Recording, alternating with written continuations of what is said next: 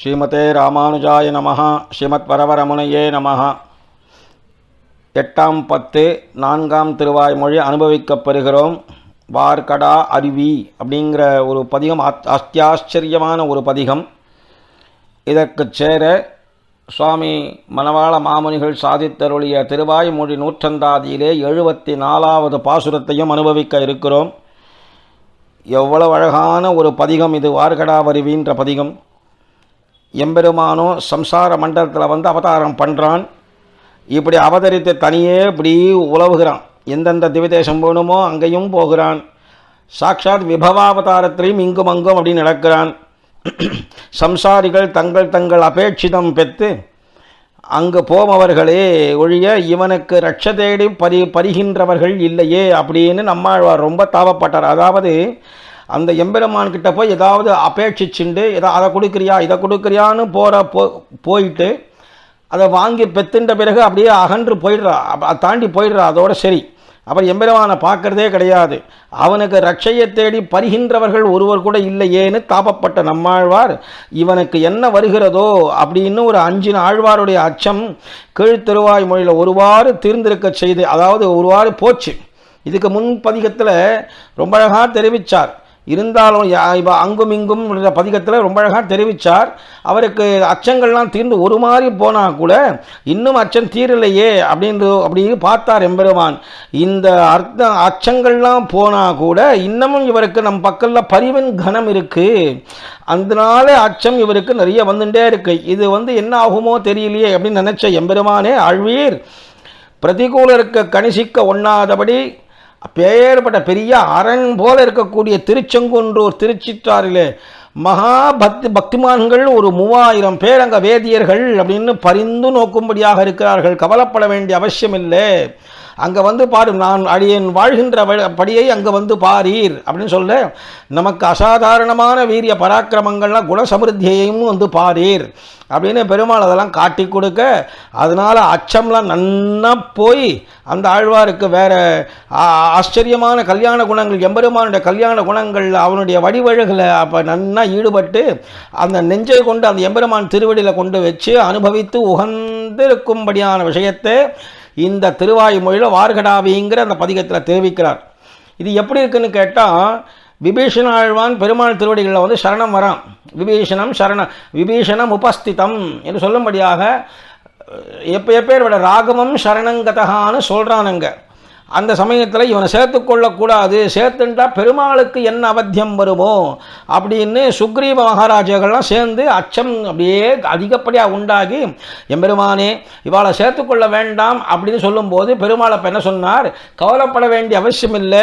பிசாச்சான் தானவான் யக்ஷானு பிருத்திவ்யான் செய்வ ராட்சசானு அங்குள் யக்ரேண தான் ஹன்யாமிச்சன் ஹரி கணேஸ்வரஹா அப்படி சொல்லும்படியாக 2 அங்குலி நகமாத்திரம் போரும். இப்படி பயப்பட வேண்டிய அவசியமே கிடையாது.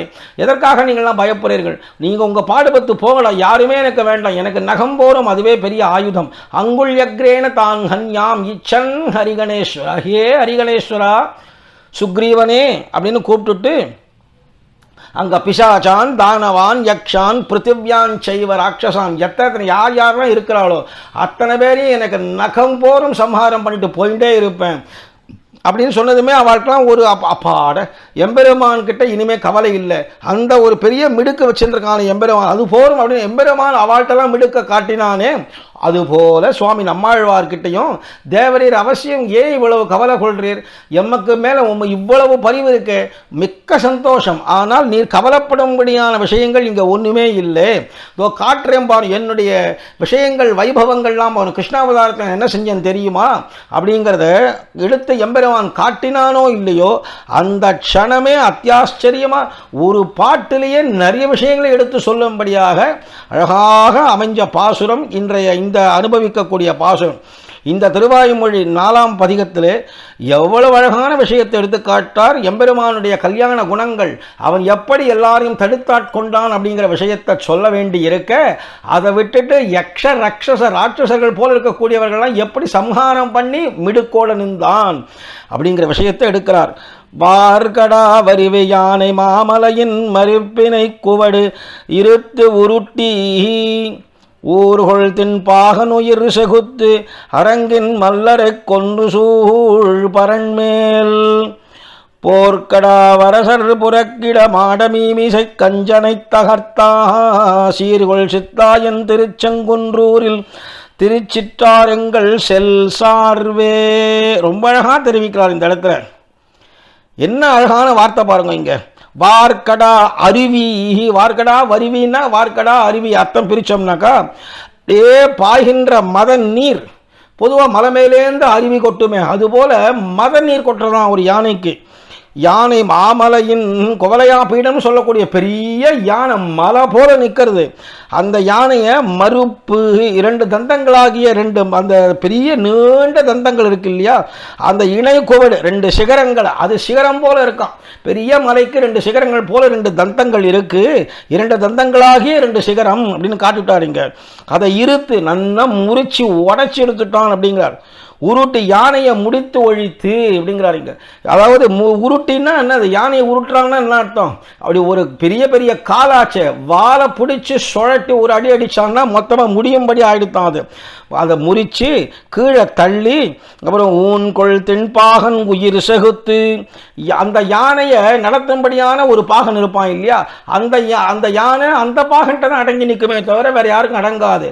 அந்த பாகனும் இப்போ பெரிய மல்லர் போல ஹாய் அப்படி சத்தம் கொடுத்துன்னு வரும்பொழுது அந்த யானையை நடத்தக்கூடியதான அந்த சதிருடைய பெரிய பராக்கிரமம் இருக்கக்கூடிய பாகன் உயிரையும் முடிச்சுட்டான் பகவான் ஒரே க்ஷணத்தில் முடிச்சு. அரங்கில் மல்லரை கொன்று அரண்மனை வாசலில் நின்றுருக்கா முஷ்டிகன் சாணூரன். பல்லாண்டுன்னு ஆரம்பிக்கும் பொழுதே பெரியாழ்வார் மல்லாண்ட திந்தோள் மணிவண்ணா அப்படின்னு மல்லர்களை எல்லாம் அப்படி சம்ஹாரம் பண்ணினவனேன்னு உனக்கு திருக்காப்பு சாத்துகிறேன் அப்படின்னார் அங்கே பெரியாழ்வார். அதுபோல் இடத்துல மல்லரை கொன்று சாணூர முஷ்டிகன் சொல்லக்கூடிய மல்லர்கள்லாம் சம்ஹாரம் பண்ணி தொலைச்சிட்டு சூழ் பரண்மேல் போர்க்கடாவ அரசர் புறங்கிடா அப்படியே புறமுதுகிட்டு ஓடும்படியாக பண்ணான. அங்கே அங்கே சுற்றி நிற்கிறா சில பேர். யாருக்கு அரணா நிற்கிறா, கம்சனுக்கு அரணா நிற்கிறா. அவள்லாம் ஓடும்படியாக பண்ண அரசர்கள்லாம் புறமுதுகு காட்டி ஓடும்படியாக பண்ணி மாடம் மீமிசை மாடத்து மேல் நிலத்தில் இருக்கக்கூடிய கஞ்சனை அந்த கம்சனை என்ன பண்ணினார், தகர்த்தா நல்லா தொலைச்சுட்டார். கஞ்சனை கொஞ்சம் பிடித்தடித்த பெருமாள். கொஞ்சித்தம்னா தலை முடியை பிடிச்சி இழுத்து ஒரு சுழட்டு அப்படியே கீழே தள்ளினாலும் இல்லையோ அந்த க்ஷணமே மாண்டு போனான்ங்கிறார். தகர்த்தா அப்படி தொலைச்சிட்டு சீர்கொள் சிறுவாயன் அப்பேற்பட்ட வீரஸ்ரீயை உடைய எங்கள் கோபாலகிருஷ்ணன் அப்படிங்கிற கோபால சின்ன குழந்தையான கிருஷ்ணன் எழுந்தல் இருக்கக்கூடிய இடம் எது தெரியுமோ, திருச்செங்குன்றூரில் திருச்சிற்றாறு. திருச்செங்குன்றூர் திருச்சிற்றாறு சொல்லக்கூடிய திருப்பதியானது எங்கள் செல் சார்பு, எங்களுக்கு சென்று சேரும் புகலிடமாக, சார்புனா புகலிடம், எங்களுக்கு சென்று சேரும் புகலிடமாக இருக்கு. இப்படி ஒவ்வொரு பாசுரத்திலையும் எம்பெருமானுடைய கல்யாண குணங்களை அனுபவிச்சுட்டே வரக்கூடியவர். எம்பெருமானுடைய விஷயங்கள்லாம் பார்த்துட்டு வைலட்சண்யங்கள் அவனுடைய வைபவங்கள்லாம் பார்த்துட்டு ஓஹோ எம்பெருமானுக்கு ஒரு விஷயம் கவலையும் இல்லை, அவனுக்கு பரிவு கொள்ளும்படியாக நித்திய சூரிகளும் முக்தர்களும் முக்தாத்மாக்களும் நிறைய பேர் இருக்கிறார்கள், கவலை இல்லை அப்படின்னு அங்கே தான் இழவதீர பெற்றது நம்மாழ்வாருக்கு. அந்த விஷயத்தெல்லாம் தெரிஞ்சின்ற சுவாமி மணவாள மாமுனிகள் தன்னுடைய 74வது பாசுரத்தில் ரொம்ப அழகான விஷயத்தை தெரிவிக்கிறார். வாராமல் அச்சமினி மால்தன் வலியினையும் சீராறு பரிவுடன் சேர்த்தியையும் பாருமென தானுகந்த மாறந்தாள் சார் நெஞ்சே சாராயேல் மானிடவரை சார்ந்துமாய் அப்படின்னு ரொம்ப அழகாக எடுக்கிறார். இங்கே 74வது பாட்டு ரொம்ப ஆச்சரியமான ஒரு பாட்டு. இனி அச்சம் வாராமல், ஆழ்வாருக்கு இனிமே அச்சமே அஞ்சுவதுங்கிறது இனிமே கூடாது. அப்படி அச்சம் வராதபடி மால் சர்வேஸ்வரன் என்ன பண்ணினா தன் வலியினையும் தன்னுடைய பராக்கிரமத்தையும் சீராறு பரிவுடன் சேர்த்தி, அதாவது அப்பேற்பட்ட ஸ்ரீதேவி என்ன பூதேவி என்ன நீலாதேவி 3 பேருடைய சேர்த்தியும் அப்படியே அன்பருக்கு தான் சேர்ந்திருக்கும்படியான விஷயத்தையும், அதாவது மேன்மை பொருந்திய அன்பரோடுன்னு இந்த இடத்துல இன்னொரு வாக்கியம் எடுக்கிறாருங்க. மேன்மை பொருந்திய அன்பர்னா நித்திய சூரிகளும் முக்தர்களும் முக்தாத்மாக்களும் முக்தப்பிராயர்களும் முமுட்சுக்களும் எல்லாம் ஒன்று சேர்ந்து எம்பெருமானுக்கு பல்லாண்டு காப்பு சாத்தும்படியாக எழுந்தெடுக்கக்கூடிய அந்த சேர்ந்திருக்கும் படியை காட்டி பாரும்னு காட்டுறார். தான் உகந்த மாறந்தாள் அப்படி காட்டின பிறகு அந்த எம்பெருமான் அப்படி உகந்து நம்மாழ்வார்கிட்ட இருக்கிறானே, அந்த நம்மாழ்வார் எம்பெருமான் கிட்ட உகந்து இருக்கிறாரே அப்படின்னு தாம் உகந்த ஆழ்வாருடைய திருவடிகளே மனமே ஆசிரியை, நெஞ்சே சேர் அப்படிங்கிறார். சாராயேல் அப்படின்னு ஆசிரியிக்காது ஒழுவாயாக மானிடவரை சார்ந்துமாய், மனுஷரை ஆசிரியித்து போ, நசிஞ்சு போ அப்படின்னு இவர் ஏசி பேசும்படியாக அமைகிறது இந்த இடத்துல. மானிடவரை சார்ந்து மாய்னா மாய்ந்து போ, மாய்ந்து போன்னு சொல்லலாமா, அவர் வாக்கில் வரலாமான்னா, எப்பொழுது எம்பெருமானுடைய கல்யாண குணங்களை அனுபவிக்கப்படும்படியான சுவாமி நம்மாழ்வார் திருவடிகளை ஆசிரியக்கிலேயும் உனக்கு வாழ்ச்சி ஏதுங்கிற அர்த்தத்தில் சொல்கிறார். அப்போ நம்மாழ்வார் திருவடி தான் முக்கியம். நம்மாழ்வார் திருவடி ஆசிரியிச்ச எம்பெருமானார் திருவடி ஆசிரியிச்ச சுவாமி மணவாள மாமணிகள், அவரை ஆசிரியிக்கும்படியான பக்த சிகாமணிகள். இதை கூட புரிஞ்சிக்கலைன்னா என்ன பண்ணுறதுன்னு மாமுனிகள் தானே தன் வாக்குனால, அப்படின்னா நீ சாதாரண மனுஷருடைய சார்ந்து மாய்ந்து போ, சார்ந்து மாய் அப்படின்னு மாயினா மாய்ந்து போன்னு அர்த்தம் இந்த இடத்துல. அப்படி ஆச்சரியமான நம்மாழ்வாருடைய திருவடியை நமக்கு நன்றாக காட்டி கொடுக்கக்கூடிய மணவாள மாமுனிகள், அவர் என்ன ரகசியத்தை எல்லாம் சாதிச்சாரோ அந்த ரகசியத்தை 10 பாட்டு 11 பாட்டினுடைய விஷயத்தை இவர் ரகசியமாக ஒரே பாட்டிலே மிக நேர்த்தியாக தெரிவித்த பாங்குதான் என்ன என்று விஸ்மிக்கும்படியாக பிரமிக்கும்படியாக இருக்கு என்பதாக நம்ம அனுபவிச்சுன்னு வந்துருக்கிறோம். நாளை 75வது பாசுரத்தை அனுபவிப்போம். ஆழ்வார் எம்பெருமானார் ஜீயர் திருவடிகளே சரணம்.